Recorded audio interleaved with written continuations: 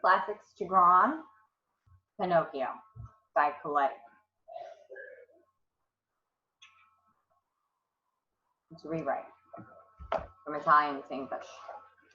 Chapter 12, The Fox and the Cat. The next morning, Fire Eater called Pinocchio to one side and asked him, "What is your father's name?" "Geppetto," replied the boy. "And what is his business?" "He is only a poor man." "Does he earn much?" "He earns so much that often he hasn't a cent in his pockets." "Why, just to think. In order to buy me a spelling book, he had to sell the very coat off his back." "A coat, too?" "That was so patched, it looked like a crazy quilt." "Poor fellow. I am indeed sorry for him. Now here are 5 gold pieces. Take them to him as quickly as possible with my compliments." You may believe that Pinocchio thanked the good showman 1,000 times. He embraced every one of the bands of players, even the 2 guards, with a light heart set out upon the road for home. Well, however, he had not gone more than a mile or 2 when whom showed he met but a fox who was a lame in 1 foot, and a cat who was blind in both eyes. They were going along as best they could, each helping the other like good comrades. The fox, since he was lame, leaned upon the cat's shoulder, and the cat, since he was blind, was guided by the fox. "Good morning, Pinocchio," said the fox, bowing politely. "How did you come to know my name?" asked the puppet. "I know your father well." "Where have you seen him?" "I saw him yesterday in the doorway of his home." "What was he doing?"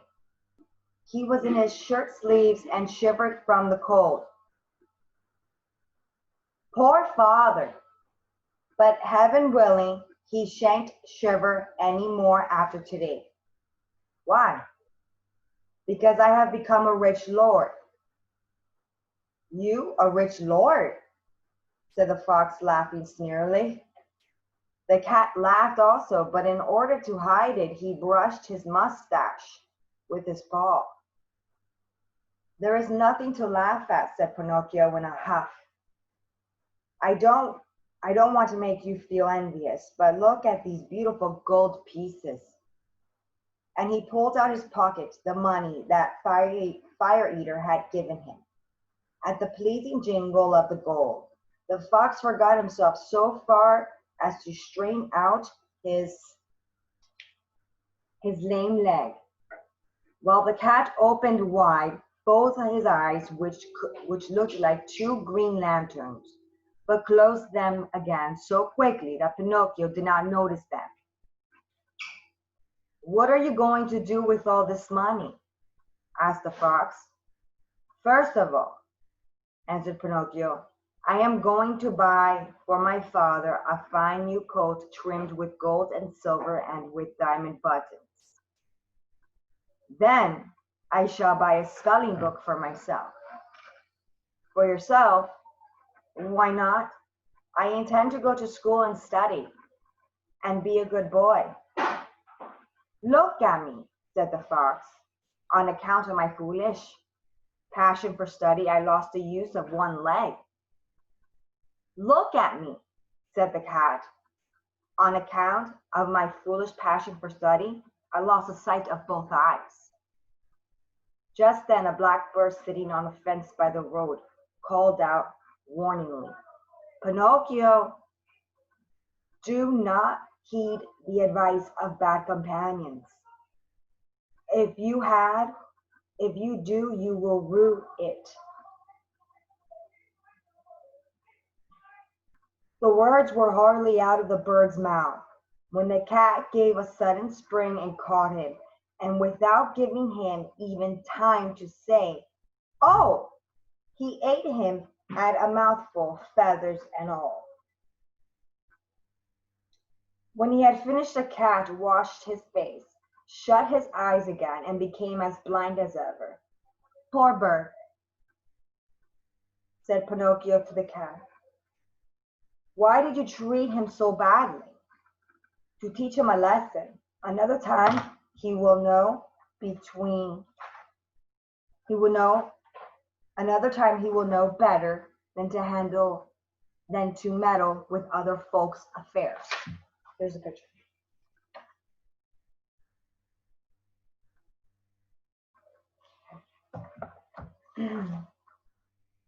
The three walked along together for a short distance when the fox, stopping suddenly, said, "Would you like to double your money?"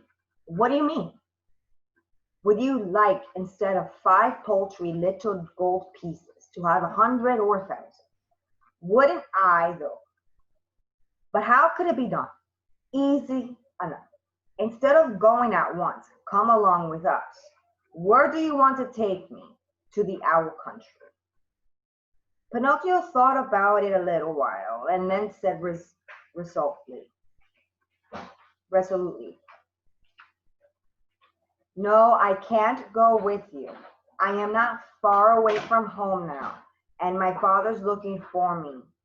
Who knows if the poor man has not been worried by my absence. The talking cricket was right when he warned me against going my own way. No later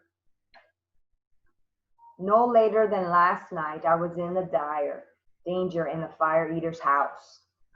Brrr, it makes me shiver to think of it."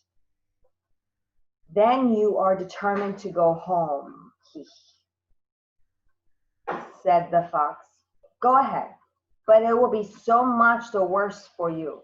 "So much the worse for you," repeated the cat. "Think it over well, Pinocchio, for you are throwing away a fortune." "Yes, a fortune," said the cat. "Your 5 gold pieces ought to become 2,000 by tomorrow morning."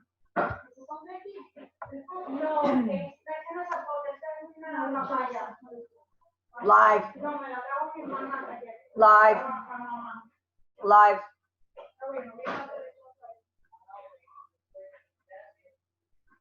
2,000, repeated the cat.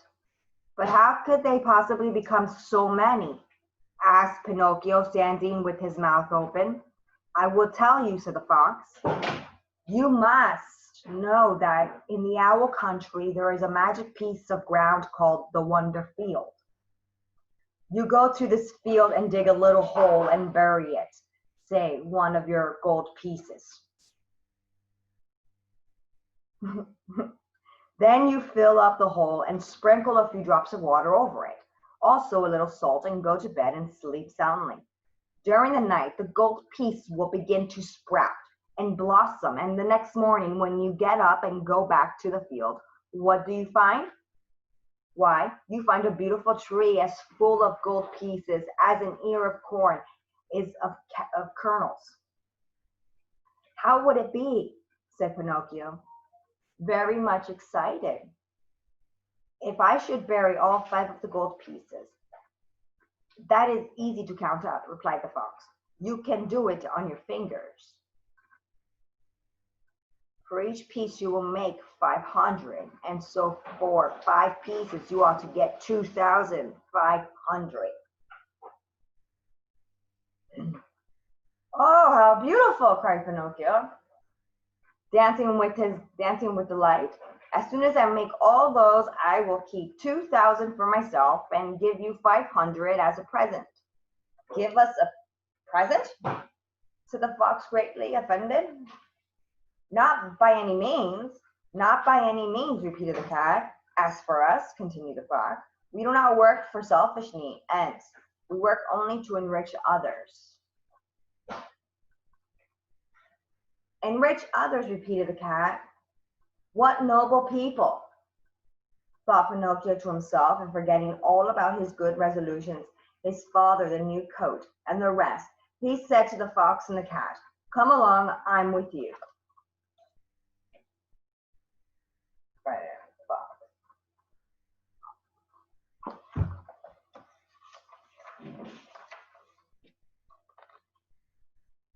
I really want to finish. Okay, chapter 13, The Red Lobster Inn.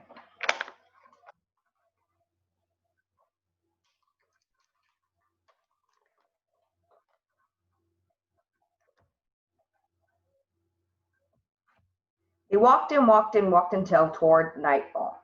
When they came to the Red Lobster Inn, Pinocchio felt that he couldn't go a step further. "Let's stop here a while," said the fox, "for a little supper and rest. At midnight we can start again, and by morning we will reach the wonder field." So they went in and seated themselves around a table, but nobody seemed hungry. The poor cat had stomach trouble and couldn't eat anything except 35 small fish with tomato sauce and 4 helpings of tripe. And because the tripe was not well seasoned, he had to help it down with 3 portions of butter and grated cheese. The fox would have been glad to order something, but his doctor had ordered a strict diet for him. He had to content himself with a tender young rabbit dressed with chicken giblets. After the rabbit, he topped off with a few partridges, pheasants, frogs, lizards, and some grapes. That was all he could eat. The very sight of food, he said, was distasteful to him, and he didn't want another mouthful. Pinocchio Pinocchio ate the least of all. He ordered a slice of meat and bread and left most of it on his plate. He was so occupied with thoughts of the wonder field that he couldn't think of anything else. "Supper over, the fox," said to the innkeeper. "Give us 2 good rooms, for one for Pinocchio and the other for my friend and myself. We will take a little nap before starting, but remember to call us at midnight sharp so that we may continue our journey." "Very good, sir," said the innkeeper, winking at the fox and the cat as if to say, "We understand each other." As soon as Pinocchio went to bed, he fell asleep and began to dream. He dreamed that he was in the midst of a field full of little trees, and these trees were loaded with gold pieces, and every time the wind shook them, they went tinkle, tinkle, tinkle, as if to say, "If you want me, come and get me." But as Pinocchio was reaching for them in order to fill his pockets, he was awakened by a loud rapping upon his door. It was the innkeeper who came in to say that the that the hour was midnight. "Are my companions ready?" asked the puppet. "Ready," said Ready. "Why, they left 2 hours ago. Why were they in such a hurry?" The cat received word that his oldest kitten had frozen his feet and was in grave danger, but they paid for their supper. What a question! Those 2 good people are too well bred, well bred to have offered such an affront to your lordship. That's too bad. Such an affront would not have displeased me much," said Pinocchio, scratching his head.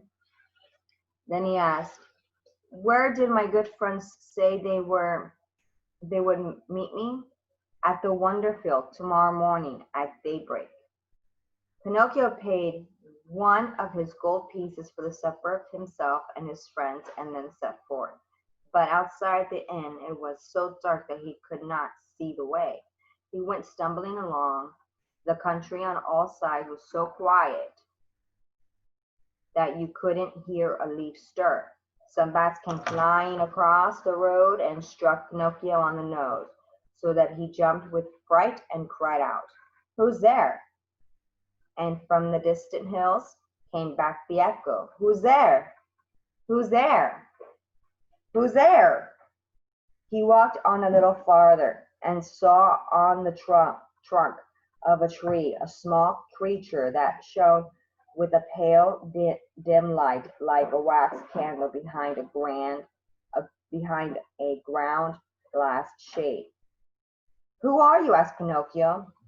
"I am the ghost of the talking cricket," answered the creature in a far away voice which seemed to come from another world. "What do you want?" "I want to give you some advice. Go back at once to your father with the 4 gold pieces you have left. He is in deep sorrow because he thinks you are lost. Tomorrow my father will be a very rich man because these 4 pieces will have become 2,000. My boy, do not trust anyone who promises to make you rich overnight. They are either fools or nags. Listen to me and go back." "But I want to go on. The hour is late." "I want to go on. The night is dark." "I want to go on. The road is dangerous." "I want to go on." Remember, boys who insist upon doing as they please are sorry for it sooner or later. The same old story. Good night, Cricket. Good night, Pinocchio. And may heaven keep you out of the hands of thieves. With that, the talking cricket disappeared, just like someone had blown out a candle, and the road seemed darker than ever. All right, so tomorrow we'll do Pinocchio Falls Among Thieves.